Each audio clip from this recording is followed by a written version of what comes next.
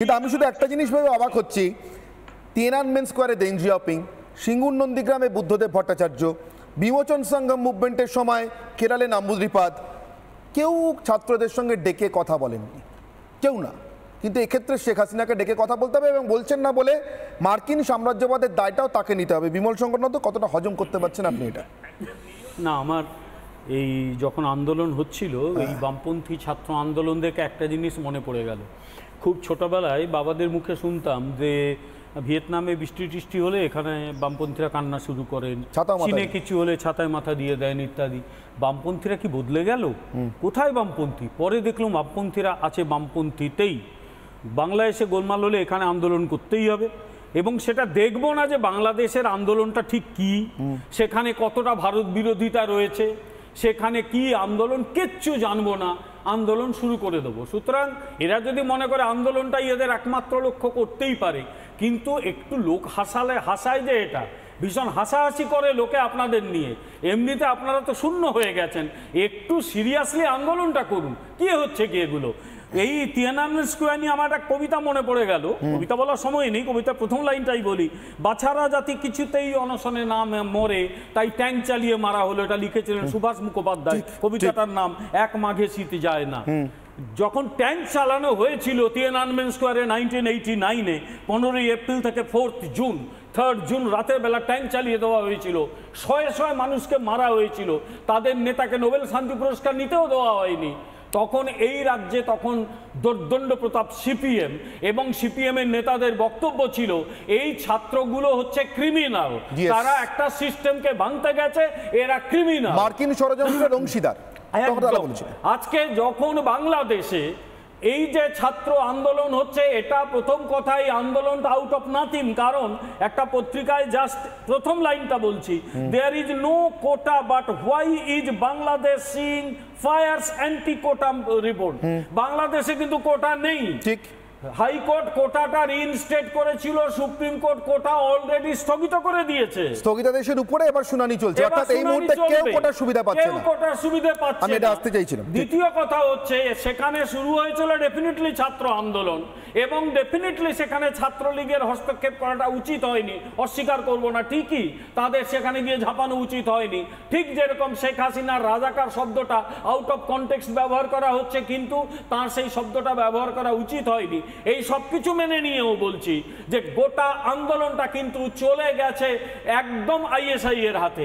আমি আপনাকে বলবো, হর্ষবর্ধন শ্রিংলা, যিনি বাংলাদেশে ভারতের রাষ্ট্রদূত ছিলেন কিছুদিন, তার বক্তব্যটা একটু শুনিয়ে দিন। ওখানে এন্টার ব্যাপারটা বাইরের হাতে চলে গেছে।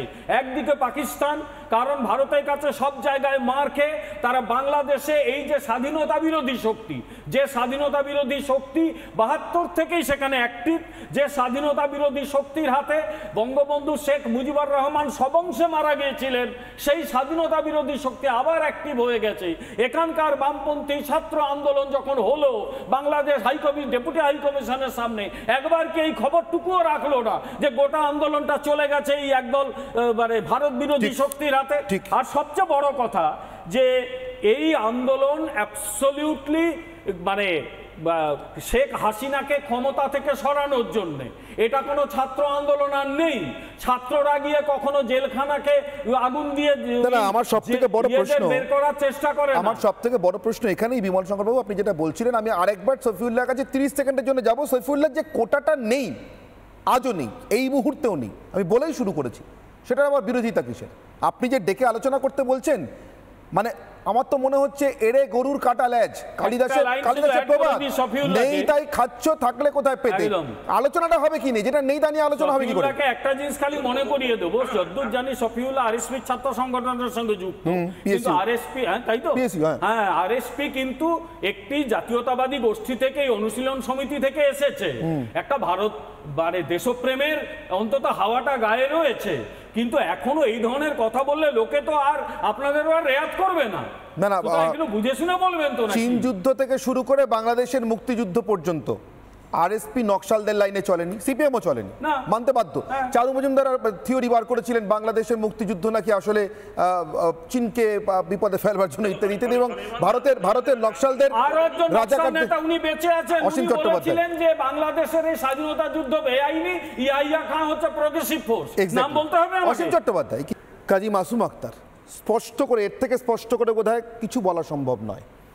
যদিও শেখ হাসিনা নির্বাচন জিতে আসার পরে দর্থহীন ভাষায় নাম করে বলে দিয়েছিলেন মার্কিন রাষ্ট্রদূত কিভাবে সেন্ট মার্টিন দ্বীপের নৌবাহিনীর ঘাঁটি গাড়তে চেয়েছিলেন, প্রত্যাখ্যাত হয়েছিলেন, এবং তারপর থেকে তার আগেও খেলা চলছিল, তারপর থেকে তারা কি খেলা শুরু করেন, নির্বাচনে সরাসরি নাক গলানো। আর এই কাজ যে সিআইএ করে, অতীতেও করেছে, এখনও করছে, সেটা আমরা পৃথিবীতে বোধহয় সবাই জানি। কাজী মাসুম আক্তার তারপরে বামপন্থীদেরকে বন্ধু হিসেবে বাংলাদেশের রাজাকাররা বা মার্কিন চক্রান্ত কি করে পাচ্ছে? দেখুন, রাশিয়াতে মার্কিনরা আধিপত্য, এই আফগানিস্তানে মার্কিনরা আধিপত্য স্থাপন করার জন্য তালিবানদের তৈরি করেছিল তাদের প্রয়োজন অনুযায়ী। ঠিক, পরিষ্কার। আমাদের এখানে মার্কিন সাম্রাজ্যবাদ তাদের যে অধিকার সেটা বাস্তবায়িত করার জন্য একটা দুর্বল সরকার চাইবে, ভেঙে যাওয়া দুর্বল রাষ্ট্রের এক অস্থিরতা এটা চাইবে, এটা খুব স্বাভাবিক সাম্রাজ্যবাদী নিয়ম, এটা পদ্ধতি। কিন্তু আমাকে দেখতে হবে যে হাসিনা ওখানে ঠিক কী পদক্ষেপ নিয়েছে, আর ওরাই বা লাফাচ্ছে কেন ছাত্ররা, একেবারে মৌলিক দৃষ্টিকোণ থেকে ভাবা দরকার। আমরা জানি জাতির জনক যিনি বঙ্গবন্ধু শেখ মুজিবুর রহমান, তিনি বলেছিলেন আমাদের দাবায় রাখতে পারবা না। সেই একই কথা উচ্চারণ করছে ছাত্ররা, ক্লাস স্কুলের ছাত্র আছে, কলেজের আছে, বিশ্ববিদ্যালয়, স্কুলের 14 বছর স্কুলের বাচ্চা গুলি খেয়েছে, মারা গেছে। আপনাকে এর গ্র্যাভিটিটা বুঝতে হবে। তারপরে ওরা আবার অন্য কথা বলছে, আরো কিছু বলছে, ওরাও বলছে আমাদেরও দাবায় রাখতে পারবে না। সেই মুজিবুর রহমানের কথা এদের মুখে উচ্চারিত হচ্ছে। আপনি অঙ্কটা, টোনটা দেখুন। তারপর বলছে চাইতে সে অধিকার হয়ে গেলাম রাজাকার, তুমি কে আমি কে, রাজাকার রাজাকার বলে যে ছাত্ররা রাজাকারদের বিরুদ্ধে ছিল তারাও ভুল পথে চালিত হলো। আপনাকে ব্যাপারটা বুঝতে হবে, ওরা যে আন্দোলনটা শুরু করেছিল যে সংরক্ষণ তুলে দেওয়া না, যৌক্তিকতার ভিত্তিতে সংরক্ষণ লাগু করা, এবং সেটা কোর্ট বলেছে, কোর্ট নির্দেশ দিয়েছে সংরক্ষণ চালু করতে হবে। সংরক্ষণ বাতিল হাসিনাই করেছিল। পয়েন্টে যেতে হবে, হাসিনা যে সংরক্ষণ বাতিল করেছে 2018 সালে, কাদের চাপে? সাধারণ ছাত্র অধিকার সংরক্ষণ পরিষদ, ঠিক তাদের আন্দোলনের চাপে তারা ছিল যৌক্তিক সংরক্ষণ প্রথা চালু করতে। ওটা না করে বিরক্ত হয়ে গিয়ে তিনি 6% মাত্র সংরক্ষণ রেখে প্রতিবন্ধীদের জন্য আর নৃতাত্ত্বিক গোষ্ঠীদের জন্য 6% রেখে বাকিটা অফ করে দিয়েছেন, বন্ধ করে দিয়েছেন। পরবর্তীকালে আদালতে মামলা করে পাবলিক মামলা করেছে, ঠিক মামলা করার পর আদালত রায় দিয়েছে কবে?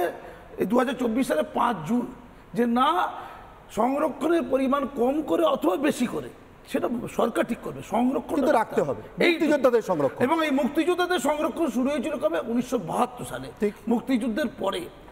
তখনকার এটা গল্প, আজকে নয়। কিন্তু আমরা জানি তারপরে বঙ্গবন্ধুর পরে যখন বঙ্গবন্ধু মারা গেলেন, যারা এসেছে এর সাথে তারা আবার বন্ধ করে দিয়েছে সাময়িক। তারপরে 1909 সালে এই হাসিনা এই সংরক্ষণটা আবার চালু করেছিলেন। আবার আন্দোলনের চাপে 2008 সালে 18 সালে সরে যেতে হয়েছিল। আমার প্রশ্ন, এটা যারা শুরু করেছিল তারা সকলে জামাত, তারা সকলে বিএনপি, তারা সকলে আমেরিকার চর, তারা সকলে চীনের চর মনে করি না।